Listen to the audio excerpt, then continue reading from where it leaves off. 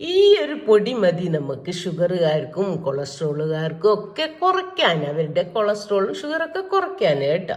പിന്നെ വിളർച്ചയ്ക്കും മുടി വളർച്ചയ്ക്കും സ്കിന്നിനും അനീമിയക്കും എല്ലാം വളരെ നല്ലതാണ്.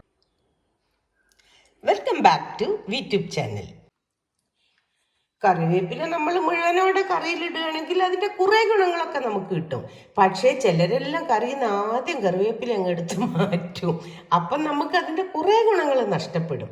ഇങ്ങനെയായാൽ പിന്നെ അത് എടുത്തു മാറ്റാനൊന്നും പറ്റൂല. അപ്പം എല്ലാവർക്കും അതിൻ്റെ ഗുണങ്ങൾ കിട്ടും. പ്രത്യേകിച്ച് കുട്ടികൾക്കൊന്നും അറിഞ്ഞൂടല്ല. അറിയുന്ന ചിലരെല്ലാം കറിവേപ്പില അങ്ങനെ എടുത്ത് കഴിക്കും. ഞാനൊക്കെ ഇപ്പം ഭക്ഷണത്തിൽ അങ്ങനെ എടുത്ത് കഴിക്കുക ചെയ്യുക. എന്താ പറയുക, നമ്മൾ വീട്ടിലുള്ള കറിവേപ്പില പുറത്തുനിന്ന് വാങ്ങുന്നതല്ല.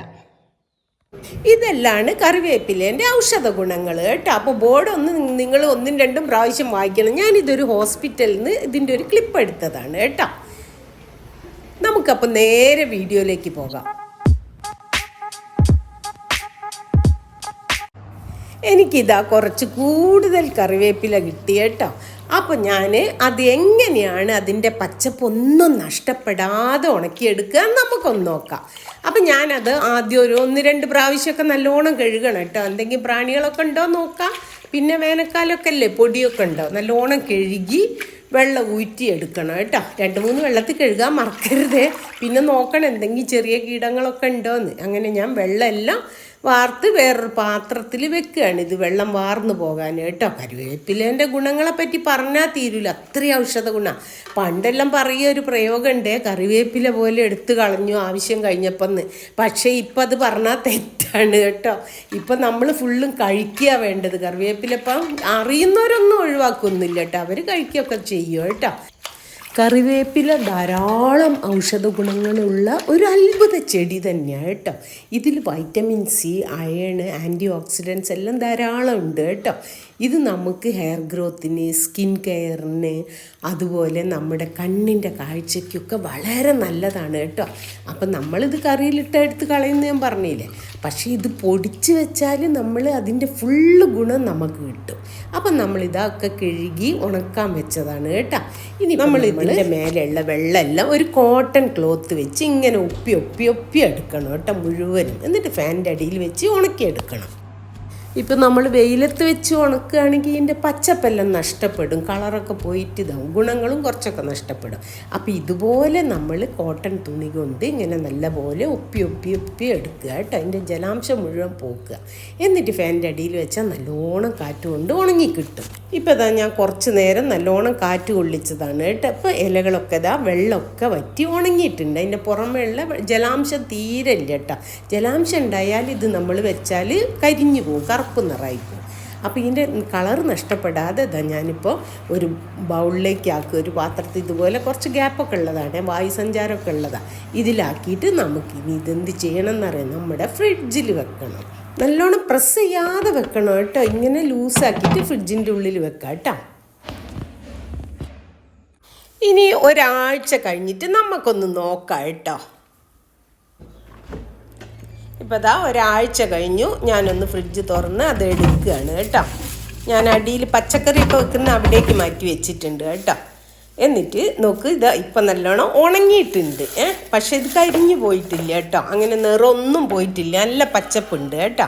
അപ്പം ഞാൻ അതിൻ്റെ തണ്ടോട് കൂടിയാണ് നമ്മൾ മിക്സിയിലിട്ട് പൊടിക്കാൻ പോകുന്നത് കേട്ടോ.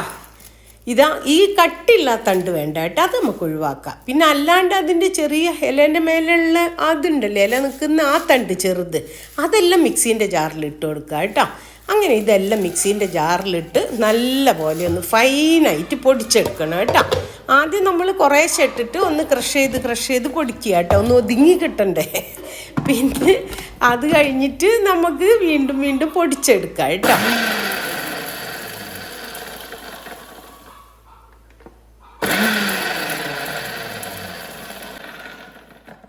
ഇപ്പോൾ ഇതാ ഒന്നാമത്തെ ട്രിപ്പ് ഞാനൊന്ന് പൊടിച്ചെടുത്തിട്ടുണ്ട് കേട്ടോ. അപ്പോൾ ഇനി നമുക്ക് അതിൽ ഇനിയുണ്ട് നമുക്ക് ചേർക്കാൻ. കണ്ടോ, ഇതാ ഒന്നാമത്തെ ട്രിപ്പ് ഇത്രേ ആയിട്ടുള്ളൂ, ഫൈനായിട്ട് പൊടിച്ചെടുത്തിട്ടില്ല കേട്ടോ. ഇനി കുറച്ചുകൂടെ ബാക്കിയുള്ളതും കൂടെ ഇട്ടിട്ട് നമുക്ക് ഒന്നിച്ച് നല്ല പൗഡറാക്കി പൊടിച്ചെടുക്കുക തന്നെ വേണം. അപ്പം ഞാൻ ബാക്കി കൂടെ ഇതിലേക്ക് വെക്കുന്നുണ്ട്, മിക്സീൻ്റെ ജാറിലേക്ക് കേട്ടോ. ബാക്കിയുള്ള ഇലകളും എല്ലാം അതിൽ തൊഴിഞ്ഞാലേ എല്ലാം വാരിയിട്ട് കൊടുക്കുക കേട്ടോ. എന്നിട്ട് നമുക്കിനി ഒന്ന് നല്ല പോലെ അടിച്ചെടുക്കണം കേട്ടോ.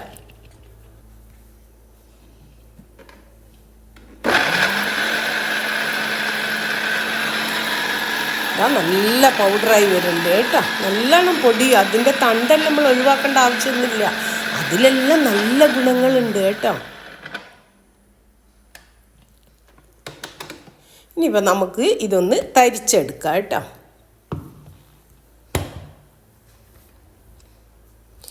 എന്താ പറയുക, ഇങ്ങനെ പൊടിക്കുന്നതുകൊണ്ട് അതിൻ്റെ പൊടിയെല്ലാം മുകളിൽ പോയി തങ്ങിക്കും. നമ്മളിപ്പോൾ തുറക്കുകയാണെങ്കിൽ അപ്പം തന്നെ ഇതിങ്ങനെ പാറി വരും. അപ്പം ഞാൻ കുറച്ച് നേരം ഒന്ന് റെസ്റ്റ് ചെയ്യാൻ വെച്ചതാണ് അത്. ഇനിയിപ്പോൾ അതാ നമ്മൾ അരിപ്പ എടുത്ത് വെച്ചിട്ടുണ്ട്. ഒരു പ്ലേറ്റിലേക്കാണ് ഞാൻ തരിക്കുന്നത് കേട്ടോ. അപ്പോൾ ഇതൊന്ന് നമുക്ക് തരിച്ചെടുക്കാം. എൻ്റെ അത്യാവശ്യം നല്ലോണം പൊടിഞ്ഞിട്ടുണ്ട് കേട്ടോ. നല്ല പച്ചപ്പില്ല കണ്ടോ. ഇതിൻ്റെ കളറൊന്നും നഷ്ടപ്പെട്ടിട്ടില്ല. ഞാനിത് വർക്കൊന്നും ചെയ്തിട്ടില്ല കേട്ടോ. അപ്പോൾ ഇതിലുള്ള വലിയ വലിയ നാരങ്ങ എടുക്കുക. ഒരു നാരൊക്കെ ഉള്ളൂ. ഇനി ഇത് ബാക്കിയുള്ളത് നമുക്ക് നല്ലോണം തരിച്ചെടുക്കണം. കണ്ടോ, ഇതാ ഇപ്പോൾ തരിച്ചപ്പോൾ നല്ല പൗഡർ കിട്ടിയില്ലേ. അപ്പം മാക്സിമം കിട്ടാവുന്നിടത്തോളം അതിൽ തരിച്ചെടുക്കുക. പിന്നെ ബാക്കി വന്നത് നമുക്ക് മിക്സീൻ്റെ ജാറിലിട്ട് ഒന്നുകൂടി പൊടിച്ചെടുക്കുക കേട്ടോ. നമ്മൾ ഒന്നിച്ച് ഒരുപാട് ഇട്ടിട്ടല്ലേ ചെയ്തത്, അതുകൊണ്ട് പിന്നെ 1-2 പ്രാവശ്യം ചെയ്യുക തന്നെ വേണം. എന്നാൽ നമുക്ക് കണ്ടോ ഇതിൽ ധാരാളം അയണുണ്ട്. ഞാനിത് പൊടിച്ചപ്പം വെറുതെ ഒന്ന് അതിൻ്റെ മേലെ എഴുതി നോക്കിയതാ ഗുണങ്ങളൊന്ന്. അപ്പോൾ ഇതാ നല്ല പൗഡറായിട്ടുണ്ട് കേട്ടോ. അപ്പോൾ ഇനി നമുക്ക് ഇതാ ബാക്കി ഇത്ര കിട്ടിയിട്ടുണ്ട്. ഇത് നമ്മൾ ഒന്നുകൂടി പൊടിക്കൊന്നും വേണ്ടിട്ട് ഇതിൻ്റെ കൂടെ മിക്സ് ചെയ്താൽ മതി. ഞാനിപ്പോൾ അതും കൂടെ ഇതിൻ്റെ കൂടെ മിക്സ് ചെയ്യാം. നമ്മൾ കറികളൊക്കെ ഉണ്ടാക്കുമ്പോൾ അതിലിതിട്ടാൽ നമുക്ക് കറിവേപ്പിലേൻ്റെ ഫുള്ള് ഗുണം നമുക്ക് കിട്ടും. ഞാൻ പറഞ്ഞില്ല, ഇല ഇട്ടാൽ ചിലരെല്ലാം ഇല മാറ്റി വെക്കുക. ഇല ഇട്ടാലും കുറച്ച് ഗുണമൊക്കെ അതിൽ വരും, കുറച്ചൊക്കെ ഒഴിവായി പോകും. അപ്പോൾ ഇങ്ങനെയാവുമ്പോൾ നമുക്ക് നഷ്ടപ്പെടില്ല. പിന്നെ കൊളസ്ട്രോളുകാരുണ്ടല്ലോ, ബാഡ് കൊളസ്ട്രോൾ, അത് കുറയ്ക്കാൻ ഇത് വളരെ നല്ലതാണ്. അതുപോലെ ഷുഗറുകാർക്കൊക്കെ വളരെ നല്ലതാട്ടോ.